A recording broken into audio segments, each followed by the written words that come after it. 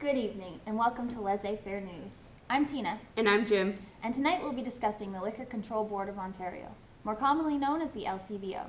The LCBO is an Ontario provincial government enterprise with more than 650 retail stores and offering more than 24,000 products annually to consumers. Government control on alcohol dates back to the First World War when alcoholic beverages became a restricted product. This restriction changed to prohibition under the Ontario Temperance Act. After World War I, the Ontario Temperance Act was reevaluated and was replaced with the Liquor Control Act, with the intention of controlling the sale, transportation, and delivery of alcoholic beverages in Ontario. In the 2014-2015 fiscal year, the LCBO's sales reached $5.2 billion, $1.8 billion of which went directly to the Ontario government. This massive contribution to the government helps to pay for healthcare, education, infrastructure, and many other essential services. In addition to a large contribution to the government, the LCBO raised over $9.5 million for charities throughout the year. Since 1990, the LCBO has been a recipient of over 200 awards in their service, ranging from customer service, store design, to corporate communications. Tonight we have special guests and celebrities to discuss the Crown Corporation seemingly monopolistic control of alcohol sales and whether the sale of alcohol should be deregulated. Stay tuned for more information. Tonight we brought in a whiteboard scholar to illustrate the elasticity of alcohol. Let's take a look at what they had to draw. The LCBO is a Crown Corporation. This means that it is operated by the Government of Ontario. It would be inaccurate to call the LCBO's market a monopoly. Why? The standard definition of a monopoly market is when there is a single company that owns all or nearly all of a market for a product or service. In the case of the LCBO, there are other sellers that exist in the market. Think about the beer store, microbreweries, the wine rack, and the wine shop. These are all competitors for the LCBO because they sell a similar product. The LCBO only accounts for 37% of sales of alcoholic beverages. The term monopoly is closely related to the term oligopoly, a better term to describe the state of the LCBO. An oligopoly describes a market condition where there are few numbers of sellers for a given product or service. Oligopolies often have high barriers to entry seen in the liquor market in Ontario due to permits. However, the LCBO is a unique situation because it can control who the other competitors are.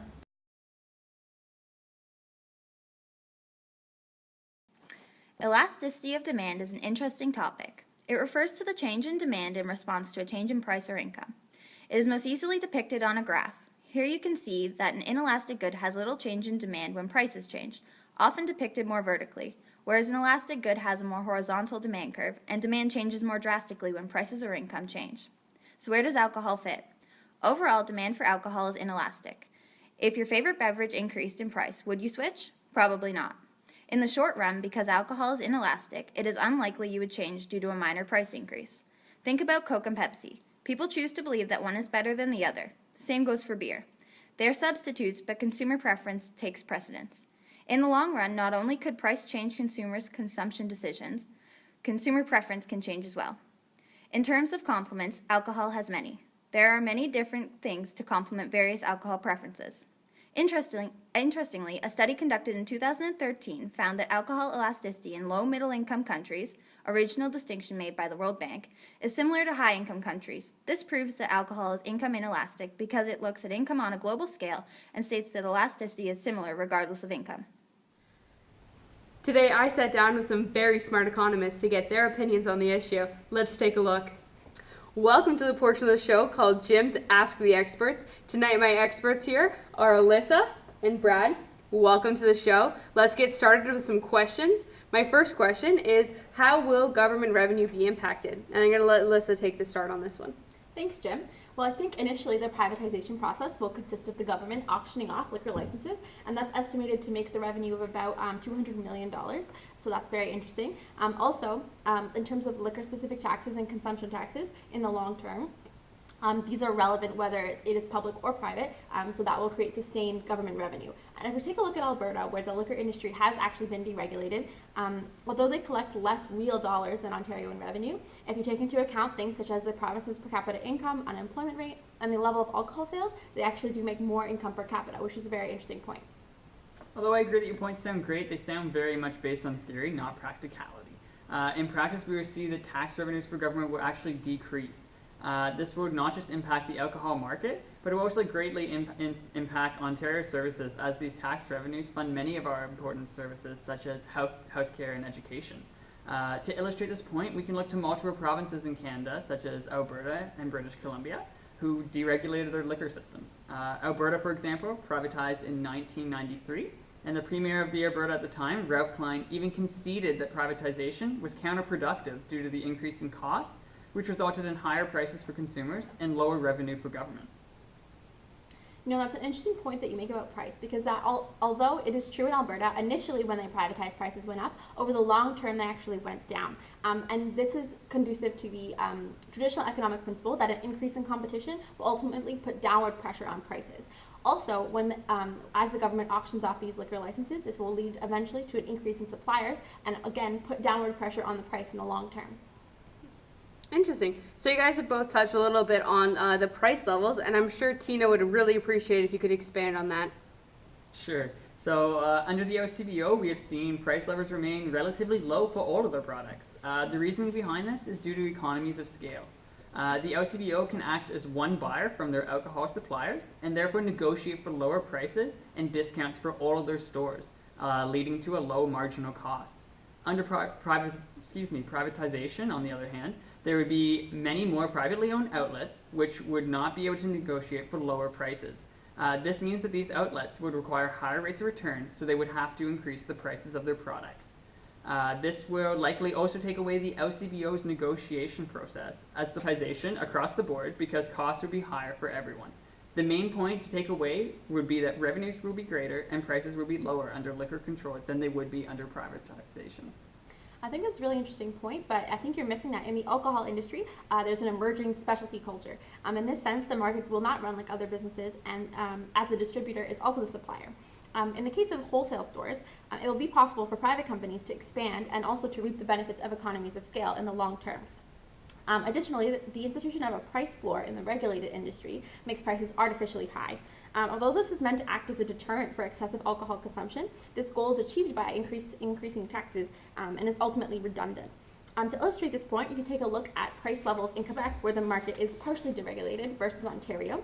An example is a price of a 24-pack of Canadian in Quebec is $26.81 versus Ontario is $37.95, and the price floor is $21.47.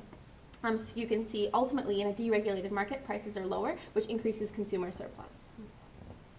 So how does the market structure impact consumers? The consumers and society as a whole are going to be greatly impacted if the liquor control is privatized. The LCBO currently stocks thousands of different products, which has a large amount of consumer choice when they go to the store to choose the products they wish to purchase. Under privatization, consumer choice will be one of the first things that will greatly suffer. In order to keep profits higher, a smaller range of products will have to be offered to the public. Otherwise, liquor outlets would not be able to profit from each of the products that they sell. Another impact would be the quality of the products guaranteed to consumer. There would be more stores selling alcoholic beverages, but not all these privately owned stores will have the means and expertise to provide regular quality control testing like the LCBO performs.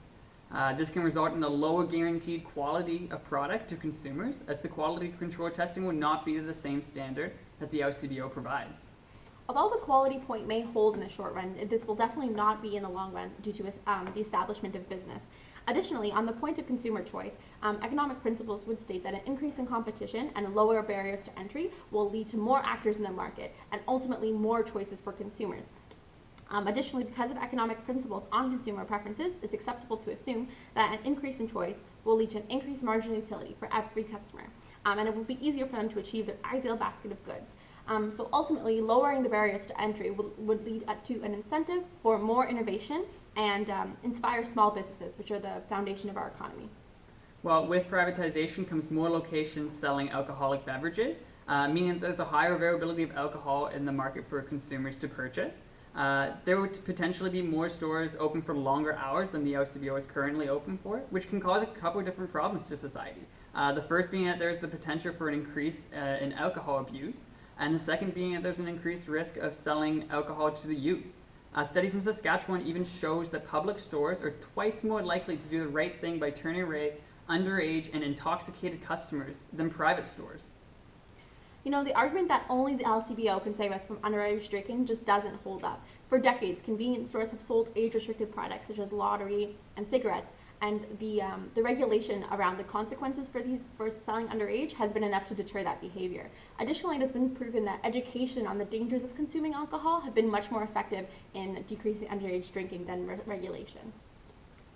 Wow, these experts sure know their stuff. We're going to cut it off there for timing, folks, and I'm going to throw it back to Tina. Hi, it's Tina here, and we've hit the streets to get the public's opinion. Hello, sir. Hello. We're wondering how you feel about the LCBO. Sure. Well, I'm actually not a big fan of the LCBO. Certainly, I'm a fan of the system that exists in Quebec, Yes. where there's some privatization, but also some government control. I think it's a good system because you can get some products, specialty products, in the liquor store, but also the products that you would use on a regular basis, like both beer and wine at convenience stores, and also sometimes convenience stores have a way better selection than the LCBO, and it's cheaper. So, you know. All right, thank you very much. Hello, sir. We have a question for you. Sure. Well, how do you feel about the government control of alcohol? If alcohol sales were deregulated, it would mean that there would be more competition. The government could still get their revenue, which I believe is like $1.8 billion a year, through taxation. However, if there's more competition, if there's more individual stores selling it, then that money will be spread out differently. So if it's the difference between like one person making a lot of money and like thousands of people making a little bit of money, which will actually stimulate the economy, allows people to have more purchasing power, and still allows a lot of the social benefits that we receive from the government of Ontario, receiving revenue from it, to still be enacted. Well, that was a lot of information. Gives you something to think about next time you pour a scotch on the rocks or a dirty martini in Tina's case. That's all for tonight, folks. Remember, drink responsibly.